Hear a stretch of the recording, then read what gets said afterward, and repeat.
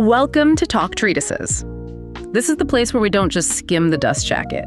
We open the heavy books, the dusty scrolls, and, well, the ancient manuscripts to see what they actually have to say. Right, we want to get to the core of the text. Exactly. And on this deep dive, we are exercising a ghost. We are taking a text that has been haunting the bedside tables of, CEOs, football coaches, and aspiring dictators for the better part of a century. Oh, yeah, it's everywhere. And we are going to see what happens when we actually read it rather than just quoting it on some corporate message board. It really is the ultimate coffee table book that nobody opens. I mean, it's a book everyone claims to have read, but very few have actually studied. We are talking, of course, about a foundational classic of warfare, military strategy, and statecraft. We are. And everyone knows the greatest hits right. You know, the avoid strength, strike, weakness kind of stuff. It has become this sort of corporate horoscope. A horoscope, yes. Yeah. That is the perfect way to describe how people use it today. But when we went through the source material, specifically the translations that include all those dense, argumentative footnotes from ancient commentators, it became clear that this isn't a book of aphorisms. Not at all. It's not a collection of fortune cookie wisdom. It is a technical manual. It's a study of conflict, command, deception, and the pure exercise of power. It's an algorithm. That is honestly the best way to describe it. It isn't philosophy in the let's sit under a tree and think about the universe sense. It is a predictive model for conflict resolution. Right. And the first thing that hits you when you strip away the pop culture veneer is that the author, the figure of Sun Tzu or Sun Tzu, he actually hated war. He really didn't seem to enjoy it. You'd expect a general to write about the glory of the charge or the beauty of the banners in the wind, but he writes about it like a pest control expert writes about an infestation. He viewed it as a failure of statecraft. If you are reading this text correctly, the thesis isn't how to win a battle. It is, how do I solve a political problem using the precise application of violence? Or better yet, the threat of violence, so I don't bankrupt the state. It's an economic text as much as a military one. Completely. Which brings us to the mission statement of this deep dive. If we had to distill these 13 chapters into a single insight, a one-sentence thesis for you, the listener, it's this. The text's most critical contribution is the assertion that the highest excellence is not to fight and conquer in all your battles. Right. The highest excellence is to break the enemy's resistance without fighting at all. Precisely. That is the North Star of the entire work. If you are fighting, you have already lost something. You've lost resources, men, time. The absolute goal is to win before the first area is even loosed. But before we get into the how the spies, the fire, the deception, we really need to ground this. Who are we listening to? Because the author himself is a bit of a ghost. He is a very shadowy figure. We are looking at a period roughly around 500 BC. This is the spring and autumn period of history bleeding into the Warring States period. Which sounds exactly like what it was. Exactly. Now, to understand the book, you have to understand the time. The region is fragmenting. You have these large feudal states like Wuchu and Ye, and they are all vying for total dominance. And war was changing, right? It wasn't just guys in chariots shouting insults at each other anymore. Right. It was shifting from this highly ritualistic chariot-based display of nobility, where there were strict rules about when you could attack and how you treated highborn prisoners, into an absolute meat grinder. The scale was just getting massive. Professional armies were rising. The older feudal system where statesman-led armies part-time was dying out. And into this grinder steps our author, a native of the Chai state who comes to the kingdom of Wu with a resume of these 13 chapters. And he secures an audience with Holu, the king of Wu. And this meeting gives us this incredibly famous anecdote, the concubine test. Oh, the concubine test, yes. I really want to stop on this story because it is usually told as this sort of girl power joke or just a generic ruthless leader story. But reading the actual commentary, it feels like a clash of two entirely different operating systems. That's exactly what it is. You have the feudal king on one side and the professional general on the other. It is the clash between the old world of privilege and the new world of brutal meritocracy and discipline. So the king reads the 13 chapters and basically says, I like the theory, it looks great on bamboo strips, but can you prove it? Can you actually manage soldiers, or are you just an academic? Which is a totally fair question for a king to ask. Completely fair. And the author says, I can. So the king, perhaps feeling a bit mischievous, asks, can this test be applied to women? Which, given the status of women in the court at that time, was definitely a curveball. He fully expects the general to say no. But he says yes. So the king brings out 180 ladies from the palace. These are the palace women, the concubines. They're dressed in their finery, and our author divides them into two companies. Huh. And he puts the king's two favorite concubines in charge as the company commanders. He actually gives them halberds to hold. Spears, basically. Just imagine this scene for a second. You have 180 palace ladies holding heavy spears, giggling, probably thinking this is some sort of elaborate court entertainment. Right. And the king is up there watching from a pavilion drinking wine, expecting a comedy. And the general stands in front of them. He asks, do you know the difference between front and back, left and right? The women say yes. So he explains the drill. When I say eyes, front look straight. When I say left, turn face left. Very simple stuff. Just basic parade ground movements. Exactly. But then he sets up the executioner's axes just to show he is serious, and the drums beat. He shouts, right turn. And what happened? They burst out laughing. Of course they do. It's completely absurd to them. They're the king's favorites. Who is this guy to tell them to march around the courtyard? But the general doesn't laugh. And crucially, he doesn't get angry yet. He says something very specific. He says, if words of command are not clear and distinct, if orders are not thoroughly understood, the general is to blame. Okay, so that's fair. He's taking ownership. He is saying, maybe I didn't explain the drill well enough. Exactly. So he patiently explains it again. He drills them again. He makes absolutely sure they understand the signals. The drums beat again. He shouts, left turn. Let me guess. Fits of laughter. Yeah. They just collapse in the giggles again. Now, in a modern corporate training seminar, this is where the facilitator would try a different icebreaker or maybe hand out some name tags. The general takes a very different approach. He says if words of command are not clear and distinct, the general is to blame.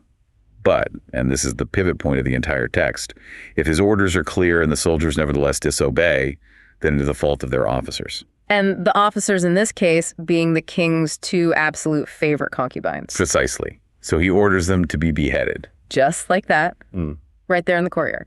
Right there. And the king, who is watching from the pavilion, suddenly realizes this isn't a joke anymore. He freaks out. He sends a frantic message rushing down, saying, we are quite satisfied with the general's ability. Please do not kill my favorites. Without them, my meat and drink will lose their savor. Which is such a deeply human reaction. Like, okay, point made. I believe you just don't kill the people I love. But the general's response is chillingly professional. He looks up and says, having once received His Majesty's commission to be the general of his forces, there are certain commands of His Majesty which, acting in that capacity, I am unable to accept. That is a massive statement I am unable to accept. He is standing there telling the absolute ruler of the kingdom, you hired me to be a general. A general has authority that supersedes the king when we are on the parade ground. And then he cuts off their heads. Wow. He executes them. He immediately installs the next two ladies in line as the new commanders. And when the drums beat a third time, the women turn right, turn left, march new, silent, perfect precision, not a single sound. Because they realize the game had changed. It wasn't court entertainment anymore. It was life and death. So the general sends a message back up to the king. Your soldiers are properly drilled. They will go through fire and water. The king naturally is sick to his stomach and just says, go away. I don't want to inspect them. Understandable. And the general delivers the final blow. He says the king is only fond of words and cannot translate them into deeds. That story right there is the setup for everything we are about to discuss. This isn't just a theory about moving troops. It is about the ruthless application of will. And it worked right. He got the job. He did get the job. He became the general. He defeated the rival Chu state, and he put fear into all the northern states. But let's move from the man to the method itself. The text opens with a section called laying plans, or as we prefer to call it, the calculus of war. Calculus is a really good word for it. The text starts by explicitly stating that war is a matter of life and death, a road to safety or ruin. It cannot be neglected. And then he lays out these 5 constant factors. It feels exactly like a checklist or an algorithm. It is a predictive algorithm. He essentially says, if you analyze these 5 things, you can predict the winner before a single sword is drawn. The first one is probably the most interesting, the moral law. Which sounds kind of religious, right? Like the Tao. But in this military context, it's not really about mysticism or ethics, is it? No, not at all. In this context, the moral law is the harmony between the people and the ruler. It is the willingness of the people to follow the leader into danger regardless of their own lives. Right. If the people don't believe in the cause or they don't trust the leader, you have already lost factor one. It is essentially about domestic political cohesion. Then you have heaven and earth. These are your environmental variables. Wow. Heaven is a temporal environment, night, day, cold, heat, the seasons. You don't invade a frozen tundra in the middle of winter. That is a failure to calculate heaven. And earth. Earth is the spatial environment. Distances, danger, security, open ground versus narrow passes. Yeah. You have to know the physical board you were playing on. Then the last two are the commander and method. The commander must possess wisdom, sincerity, benevolence, courage, and strictness. Notice that benevolence and strictness are both right there together.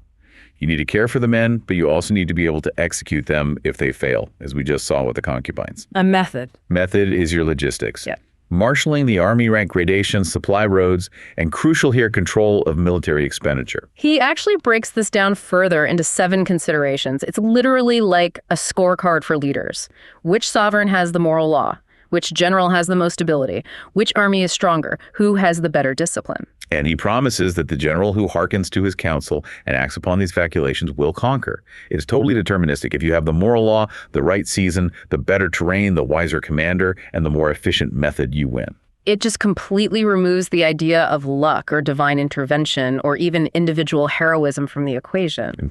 But what I really love is the economic reality check he gives in the second section, which deals with waging war. We have this tendency to romanticize ancient war as all glory and speeches, but he talks about the burn rate. He does. He says raising 100,000 men costs 1,000 ounces of silver per day. 1,000 ounces of silver per day. That is massive. And he notes that includes everything. Entertainment for guests at home, glue paint, armor, grease for the chariot axles. He is very specific about the hidden costs. And his main point here is stark. There is no instance of a country benefiting from prolonged warfare. No instance. That is a very strong absolute. He means it. If you are in the field too long, weapons get dull ardor dampens, and the state treasury simply runs dry. And this leads to one of the most practical pieces of advice in the whole book regarding resource management. Forage on the enemy. Bring war material from home, but forage on the enemy. Right, because he does the math. He says 1 cartload of the enemy's provisions is equal to 20 of one's own. Why is that ratio so incredibly high? 20 to 1. Because of the insane cost of transport. To get 1 cart of grain from your capital to the front lines in ancient times, you might consume 19 carts, just feeding the oxen and the porters on the journey there and the journey back. It's the tyranny of distance. Exactly. So if you steal 1 cart from the enemy, you are effectively saving yourself the logistical cost of 20 carts from home. It is a pure efficiency calculation. And he talks about incentives too. If you capture an enemy chariot, you don't just put it in the king's garage. You reward the soldier who took it. You mix their captured chariots with your own formations. And you treat the captured soldiers kindly. This is what he calls using the conquered foe to augment one's own strength. It is so pragmatic. It isn't about hating the enemy. It is about using the enemy. Which brings us to section 2, the strategy of deception and fluidity. This section contains probably the most famous lines in the whole manuscript. All warfare is based on deception. When able seem unable, when active seem inactive. It honestly sounds a bit like a riddle at first. But it is the absolute essence of survival and conflict. You hold out baits. Yeah. You feign disorder. If the enemy commander is choleric, meaning they have a bad temper, you intentionally seek to irritate them. You pretend to be weak so they grow arrogant. I love that concept. Weaponizing the enemy's ego against them. But before we even get to the fighting part, the text has this strict hierarchy of strategy. We touched on it in the intro. The best thing is to take the enemy's country whole. Right. To shatter and destroy the enemy's state is not as good. So the ranking of strategy goes like this. First and best, balk the enemy's plans. Stop them in the war room before they even start. Second, prevent the junction of the enemy's forces. Break their alliances diplomatically. Third, attack the army in the field. That's where you actually fight. And the fourth, the absolute worst policy. The siege-walled cities. He really hates sieges, doesn't he? He despises them. He describes the horrific preparation required. Making mantlets movable shelters, piling up huge earthen mounds against the walls. It takes months. And then he gives this visceral image. The general, losing patience because the siege is dragging on, launches his men against the walls like swarming ants. Swarming ants, you can just see it in your mind. A chaotic mass of bodies rushing a fortified wall. And the result of this impatience, 1/3 of your men are slain and the town remains untaken. That is a total failure of command. So to avoid that kind of disaster, you need knowledge. And this is where we get the ultimate axiom. Know the enemy and know yourself. Fear no result in 100 battles. But the nuance he adds is really interesting. He says, if you know yourself but not the enemy, for every victory you gain, you will also suffer a defeat. You essentially break even. And if you know neither, you will succumb in every single battle. And part of knowing the enemy is knowing exactly where they are weak. To explain this, he uses this beautiful water metaphor. Military tactics are like water. Water has no constant shape. It naturally avoids the high ground and rushes down to the low ground. In the exact same way, a military force should avoid the enemy's strength and strike their emptiness or their weak points. Because there are no constant conditions in war. Right. The ability to dynamically change and adapt your tactics in relation to the opponent, that is what marks you as a heaven-born captain. It is the exact opposite of that rigid 18th century idea of redcoat formations marching in straight lines into musket fire. It is all about fluidity. Which segues perfectly into our third section, the orthodox and the unorthodox, or using the original terms, Cheng and Qi. Okay, let's really unpack this because this concept often gets confusing for people reading the text for the first time. Cheng and Qi. Think of Cheng as the direct method. The orthodox, it is the fixing force, the expected battle line. It is the shield wall clashing directly against the enemy shield wall. Its entire purpose is to grab the enemy's attention and lock them into place. And Qi is the indirect method, the unorthodox, the surprise, the flank attack, the hidden cavalry raid. It is the winning force. So you need both simultaneously. You absolutely need both. Okay. He says the combination of the two is endless. He compares it to the 5 musical notes or the 5 primary colors. You only have a few basic inputs, but the combinations create infinite melodies or hues. I see. The Cheng holds the enemy by the nose, and the Qi delivers the knockout blow to the side of the head. The direct engages, the indirect wins. Precisely. And this ties directly into his concept of potential energy. He compares an army's energy to a drawn crossbow. The bent crossbow. That is the potential energy, the tension waiting to be unleashed. The release of the trigger is the decision, the timing of the commander. He says a clever combatant looks to the effect of combined energy and doesn't require too much from any individual soldier.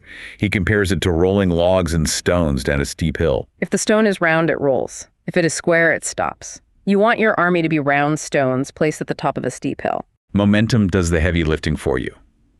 You position your troops on the high ground, strategically or literally, so that when you finally push, physics takes over. You don't need them to be individual superheroes. You just need them to be in the right place at the right time. But to get them to that right place, you have to maneuver.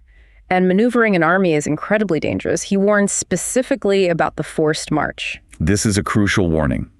He talks about the danger of marching 100 li to snatch a tactical advantage. A li is roughly a third of a mile, right? So 100 li is about a 30-mile march. Yes. He says if you push your entire army for 100 li at full speed to gain an advantage, you will lose your leaders. The strongest, fastest men will be in the front, the tired ones will fall behind, and only 1/10 of your army will actually arrive at the destination. So you arrive piecemeal, exhausted, and the enemy just destroys you in detail. Exactly. Or if you try 50 lins, only half arrive. He bluntly states an army without its baggage train, its provisions, and its stores is lost. You have to move, but you have to move smart. And this is where we get the famous 4-part imagery of dissimulation. I know this one. It's on a lot of posters. Move like the wind. Move like the wind. Be compact like a forest. Raid like fire.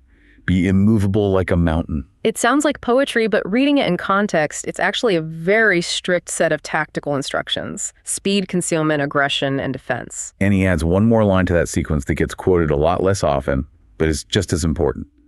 Be dark and impenetrable as night and fall like a thunderbolt. It is all about information control. You remain a total black box to the enemy right up until the moment of explosive impact. Which brings us to the psychology of the actual people you are leading. This is section 4, leadership and control. We talked about the concubines, which showed his terrifying strictness, but here he lays out what he calls the 6 calamities. Flight, insubordination, collapse, ruin, disorganization, rout. And the author is crystal clear here. These are not natural disasters.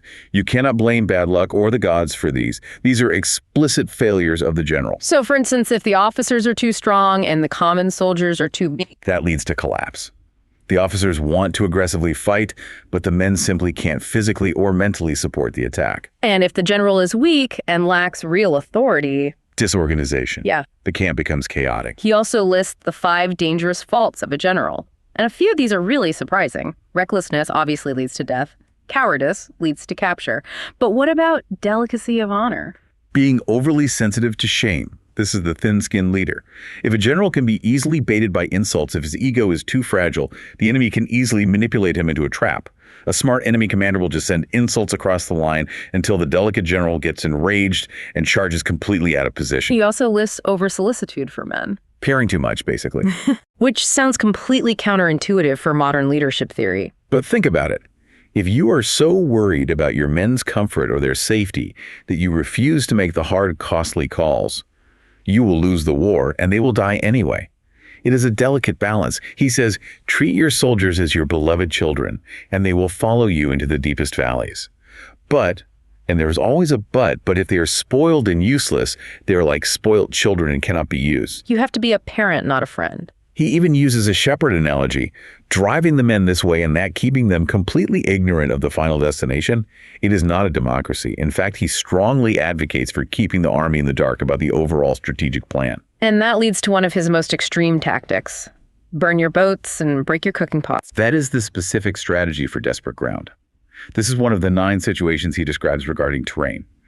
When you are on desperate ground, meaning a place where there's absolutely no retreat, you are backed against a deep river or a sheer mountain. You have to show the men that there is no survival except through immediate victorious combat. It's like the historical stories of generals scuttling their own ships on the beach. If you literally can't go back, you fight significantly harder. He says that on desperate ground, the soldiers lose their sense of fear.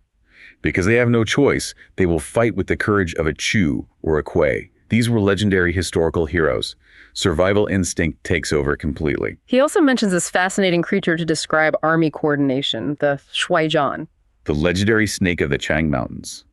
This is his ultimate ideal for how a military force should react. If you strike its head, the tail attacks you.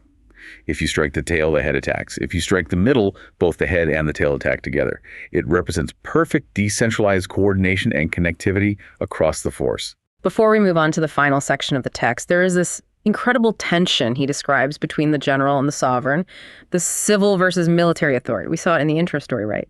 The I cannot accept your commands moment. He doubles down on that concept in the actual text. He really does. He states flatly that if fighting will surely result in victory, then you must fight, even if the ruler explicitly forbids it. But conversely, if fighting will result in defeat, you must not fight, even if the ruler commands you to do so. That takes some serious nerve. To send a message back to the king saying, no, I'm not attacking today, or I'm attacking right now, be quiet. He argues that the general who does this, whose only thought is to protect the country and do good service, seeking no fame for himself and fearing no disgrace from the court, that general is the jewel of the kingdom. It is a very high standard of professional ethics. You are ultimately loyal to the state's survival, not necessarily the king's current mood. Moving on to Section 5, Special Warfare, specifically fire and spies. 2 very different tactical tools, but both are fundamentally about leverage. Attack by fire seems very specific to the ancient time period. He talks about burning soldiers, stores, baggage trains, arsenals, but he gets surprisingly meteorological with it. He does. He says you need the right weather conditions. Dry weather. A rising wind. He even names the specific constellations, the sieve, the wall, the wing, the crossbar. He notes that when the moon is in these specific celestial houses, the wind naturally rises. It shows that a competent general needs to be a scientist in a way. You have to know astronomy and weather patterns. But the philosophical warning attached to the fire chapter is profound. He says a kingdom that has once been destroyed can never again come into being, nor can the dead ever be brought back to life. Therefore, do not use fire or wage war generally, just to gratify your own spleen or anger. Anger is temporary, but burning down a city is permanent. Exactly. And finally, the spies. The use of spies. He starts the section by guilting the reader again about money. He reminds the ruler that if you are fighting a war, you are spending thousands of ounces of silver a day. You are exhausting the common people. So to remain in ignorance of the enemy's condition simply because you grudge a few hundred ounces of silver to pay for spies is the height of inhumanity. It's the ultimate cost of ignorance. You are cheaping out on basic intelligence, and you are going to pay for that discount in blood. And he categorizes spies into 5 distinct classes. Let's run through them. Local spies, inward spies, converted spies, doomed spies, and surviving spies. Local spies are simply the local inhabitants of the district you are operating in. Inward spies are the enemy's own officials, maybe a passed-over minister, a neglected concubine, or an aggrieved subordinate. Converted spies are the enemy's own spies that you have captured and bribed to work for you. Those converted ones seem crucial. They are essential because they help you identify and manage the other types. But the doomed spy is by far the darkest category in the book. Explain that one, because it sounds incredibly ominous. A doomed spy is actually one of your own loyal agents. You deliberately feed them false information, deceitful tidings, and you send them into enemy territory. You want them to get caught. You want them to crack under brutal interrogation and reveal the secret. But the secret they reveal is a total lie. Exactly. The enemy acts on the lie. They move their army out of position based on the false intelligence. Yeah. And when the enemy finally realizes they have been tricked, The spy is doomed. they execute the spy. It is the deliberate sacrifice of a loyal pawn to win the larger game. And then finally, the surviving spy is the traditional scout, the one who actually comes back alive with the news. He notes that when all 5 classes are working together seamlessly, it is called divine manipulation. It is the sovereign's most precious and powerful faculty. It really reinforces that central idea that information, knowing the unknown, is your primary weapon. The spear and the chariot are completely secondary. Absolutely. He writes that foreknowledge cannot be elicited from spirits or gods or from mathematical calculation. It must be obtained from men who know the enemy's situation. So we have covered the calculus, the deception, the energy, the psychology, and the intelligence. It is an incredibly dense text. It is. It is a text that asks a leader to be cold, rational, and incredibly empathetic all at the exact same time. Because you have to deeply understand the mind of your enemy and the mind of your own men perfectly to manipulate both. Which brings us to our favorite part of the show. We are going to take these ancient, brutal concepts and drop them into some modern, slightly bizarre scenarios for you to think about. The thought experiments. But first, disclaimer time. These scenarios are for entertainment and educational purposes only. Please do not actually overthrow your corporate board, burn down your competitor's warehouse, or behead your human resources department. Or sacrifice your summer interns as doomed spies. Especially that. Okay, thought experiment number 1. The corporate doomed spy. Let's apply class 4. The doomed spy. Imagine a massive tech CEO. He heavily suspects there is a leak to a major competitor. A rival company is perfectly copying every single feature they develop. Standard modern industrial espionage. But instead of calling IT and plugging the leak, he identifies a known leaker in the ranks. Or maybe he uses a highly loyal senior employee who is willing to take a massive public fall in exchange for a quiet golden parachute later. He feeds this person a completely fake R&D roadmap. He convinces the leaker that the company is betting the entire farm on, let's say, a smell-o-vision virtual reality headset. A technology that is technically impossible or would be financially ruinous to develop. Exactly. The leaker passes this urgent intel to the competitor. The competitor thinks they have just stolen the crown jewels. They pivot their entire engineering division to beat our CEO to market with smell-o-vision. They burn tens of millions of dollars. They waste 2 full years of development. And meanwhile, the original company is quietly building the real profitable product, unbothered. When the competitor finally launches their disastrous product and realizes the tech is garbage, the doomed spy, the leaker, is publicly fired, maybe even sued for breach of contract. They look like a total failure to the industry. But the strategic damage to the enemy company is irreversible. It fits the ancient text perfectly. You sacrifice the messenger for the larger strategic gain. The doomed spy carried false tidings to deceive the enemy. In the modern corporate world, that is absolute career suicide for the spy, but a massive market victory for the company. Okay, thought experiment number 2. The desperate ground negotiation. Utilizing the principle of the 9 situations. Let's say you have a small political faction or maybe a startup unit incubated inside a huge legacy company. They are failing. They are complacent because they have a massive safety net. If they fail, they just get folded back into their old, comfortable legacy jobs. Sun Tzu would classify this as facile ground or dispersive ground. The team isn't united because they have easy options to retreat. So the leader decides to artificially create desperate ground. He publicly announces that the unit is spinning off entirely. He cuts off all lines of corporate credit from the parent company. He rejects any possibility of a soft landing or a bailout. He literally burns the corporate bridges. He breaks the cooking pots. Exactly. He stands up and tells the team, look, we have exactly 3 months of cash left in the bank. If we do not hit profitability by Q3, we are all totally unemployed. There is no going back to the parent company. The text predicts that once the soldiers realize there is no retreat, they will fight with the desperate courage of a Chu or a Kuei. Suddenly, all the office politics stop. The long lunches stop. They achieve a massive product breakthrough because survival is literally the only option left. It is an incredibly high-risk maneuver. If you fail on desperate ground, you are entirely annihilated. But the argument here is that it is the only way to unlock maximum human potential in a crisis. You kick away the ladder behind them. It is terrifying for the team, but compelling from a leadership perspective. And that really summarizes the whole philosophy of the book, doesn't it? So when you look at all of this, what does it really mean for you, the listener? I think the final takeaway is that this manual isn't actually about battle. It is about the strict economy of energy. It is about the rigorous management of information. And ultimately, it is about the psychology of control, controlling yourself, controlling your people, and manipulating your enemy. And the lingering idea that the absolute best victory is the one no one ever sees happen. That is the final provocative thought I would leave you with today. The text suggests that the greatest general in history is the one you have never even heard of. Why is that? Because they won their wars before the threat ever became obvious to the public. They earned no grand reputation for wisdom or courage because there was no bloody, dramatic battle to write heroic songs about. They fixed the structural problem while it was still incredibly small. So I'd ask you to look around the world today. How many of the peaceful moments we enjoy are actually the quiet result of a silent, invisible victory that we will simply never know about? That is definitely something to chew on. Until next time, keep your plans dark and impenetrable as night. And fall like a thunderbolt. Thanks for taking this deep dive with us on Talk Treatises.